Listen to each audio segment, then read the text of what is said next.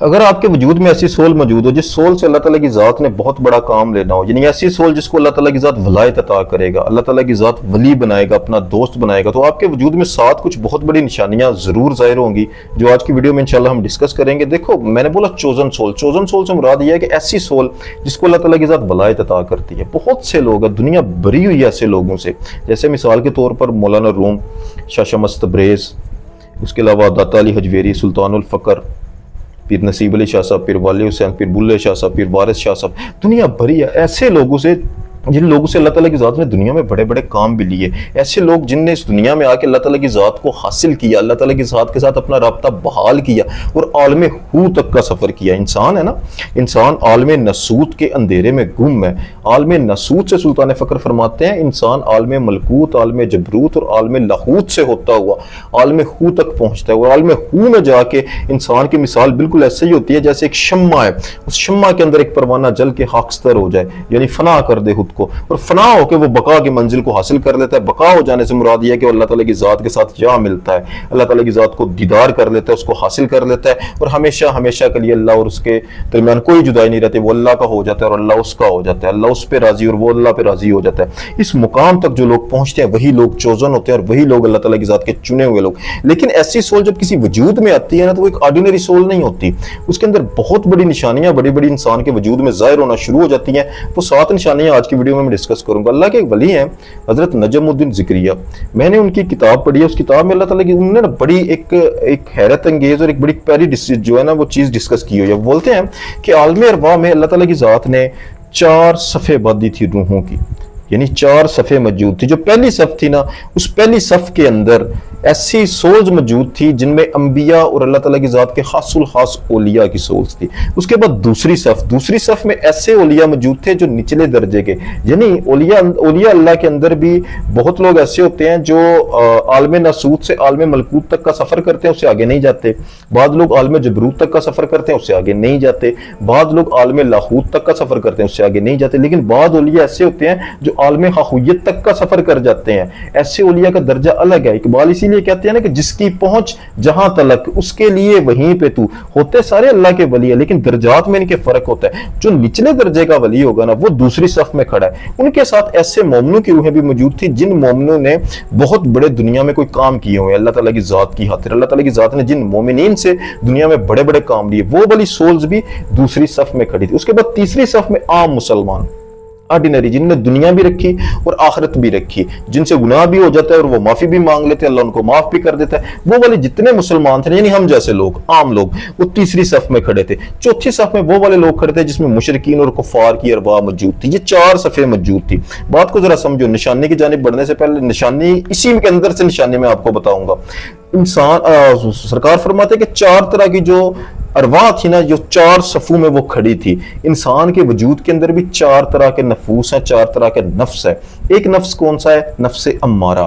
ایک نفس کون سا ہے؟ نفس لوامہ۔ ایک نفس کون سا ہے؟ نفس ملہمہ۔ چوتھا نفس کون سا ہے؟ نفس مطمئنہ۔ اب تو جو کفار کی روحیں ہیں، جو مشرکین کی روحیں ہیں، جو ظالموں کی روحیں ہیں، ان کے اندر، یعنی اس وجود کے اندر، جس وجود کے اندر وہ والی سول موجود ہوگی نا، اس کے اندر نفس امارہ ہوگا۔ نفس امارہ کیا ہے؟ جو برائی کی جانب راغب کرتا ہے۔ تو اگر آپ کے وجود کے اندر ایسا نفس ہے نا آپ کا، ایسی شخصیت ہے، ایسے ارادے ہیں آپ کے کہ آپ کا اندر آپ کو ہمیشہ برائی کی جانب لے کے جاتا ہے، آپ گناہ کی لذت کو بڑا لذیذ سمجھتے اور ہمیشہ گناہ کی جانب آپ راغب ہو، تو آپ کے اندر ایک چوزن سول موجود نہیں ہے۔ آپ کے اندر ایک ایسی سول موجود ہے جو کفار کے جو ہے نا وہ زمرے میں آتی ہے، کیونکہ آپ ہر وقت برائی کی جانب خود کو لے کے جا رہے ہو۔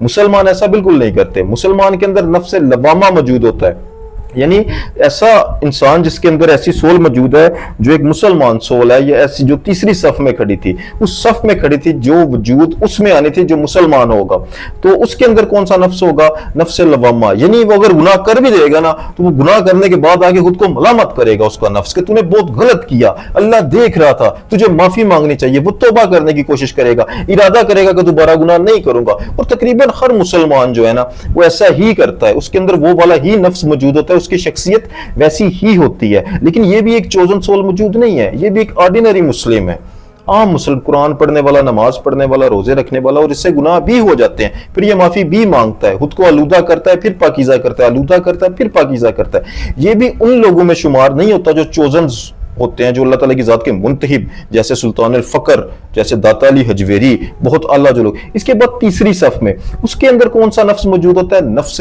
ملہمہ، یعنی وہ والا نفس جس نفس کو قرآن کی عادت ہو، قرآن سننے کی عادت ہو، ذکر کرنے کی عادت ہو، نماز کی پابندی، نماز کو قائم کرنے کی عادت ہو، جس کا دنیا سے دل اکتایا ہوا ہو لیکن وہ رہ دنیا میں ہی رہا ہے.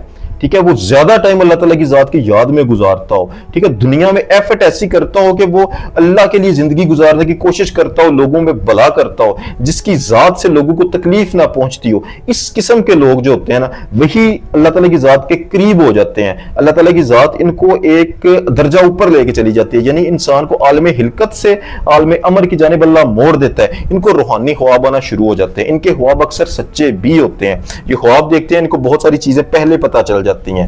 اللہ تعالیٰ کی ذات ان سے ایک روحانی اپنا رابطہ قائم کر لیتا ہے تھرو ڈریمز. یہ خواب دیکھنا شروع کر دیتے ہیں. ان کے اندر جو نفس موجود ہوتا ہے نا، وہ نفس ملہمہ ہوتا ہے. یعنی آپ کی شخصیت ایسی بن جاتی ہے کہ آپ جو ہے نا وہ سکون نہیں پاؤ گے، قرار نہیں پاؤ گے تب تک جب تک آپ اللہ کے ہاں جھکو گے نہیں، اللہ کے ہاں سجدہ نہیں کرو گے. تو ایسی سولز جو ہوتی ہیں نا، یا ایسے وجود جو ہوتے ہیں، ان کو اللہ تعالیٰ کی ذات ایک خاص حد تک اوپر لے جاتا ہے. یعنی ان کو اللہ تعالیٰ کی ذات ولایت کا ادنا درجہ، ٹھیک ہے، جس میں انسان اتنا کہہ سکتا ہے کہ انسان عالم ناسوت کے اندھیرے سے اوپر نکل چکا ہے اور انسان کا قلب روشن ہو چکا ہے اور انسان کے دل میں ذکر الہی سمانا شروع ہو گیا.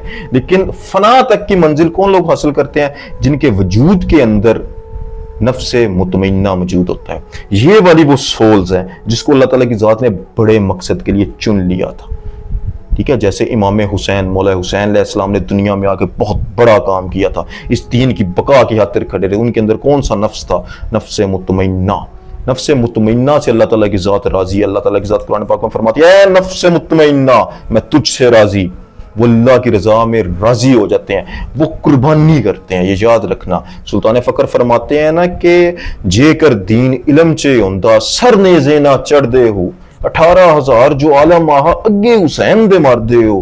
یعنی دین جو ہے نا وہ سر دینے کا نام ہے. یہ سلطان فقر فرما کے جاتے ہیں. ایسے لوگ اللہ کی خاطر اپنی جان کو قربان کر دیتے ہیں. ایسے لوگ، یعنی آج کل تو وہ ماحول نہیں ہے نا کہ جہاد ہو رہے ہوں یا اس طرح کی ہم لوگوں کو کوئی فیسلٹی موجود نہیں یا ایسا کوئی ماحول کلچر ایسا نہیں رہا، ٹھیک ہے، ہم لوگوں کی سوچیں تبدیل ہوگی. لیکن ایسا نہیں ہے کہ آپ اس سٹیج تک نہیں جا سکتے نا.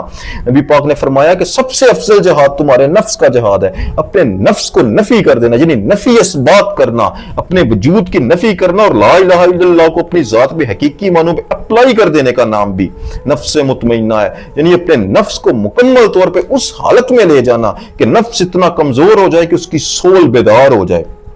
انسان کی ایکسیس اپنی ذات کے اندر موجود نفس، یعنی اسپرچویلٹی کی نہیں، انسان تصوف کی جانب بڑھے. تصوف بولتے ہیں صوفی، یعنی جو اپنی سول سے جو ہے نا وہ لیتے ہیں علم، نالج لیتے ہیں. جو ٹھیک ہے، جو اسپرچویلٹی ہوتی ہے وہ نفس کو جو ہے نا وہ بیدار کرنے والی ہوتی ہے، یا نفس کے علم کو یا نفس کی پاور کو استعمال کر کے انسان بہت کچھ سیکھتا ہے. ان دونوں میں واضح فرق ہے. اور جو نفس مطمئنہ والے ہوتے ہیں نا، ان کی پناہ، یعنی نفس مطمئنہ پناہ لیتا ہے قلب میں، اور قلب قرارگاہ ہے سول کی. یعنی وہ سول کے تحت ہوتا ہے. موتو قبلہ انتا موتو، یعنی وہ مرنے سے پہلے ہی مرنے کا مزہ چکھ لیتے ہیں اور ان کی سول ان کے وجود کو مکمل طور پہ کیپچر کر کے ان کی سول کے علم سے وہ سب کچھ سیکھتے ہیں. تو اگر کسی وجود کے اندر یہ والا نفس موجود ہو، نفس مطمئنہ، تو وہ والی سول ہے جس کے نصیب میں اللہ تعالیٰ کی ذات نے مقام میں ولایت لکھا ہوا ہے. یہ اس کی پہلی ابھی نشانی ہے.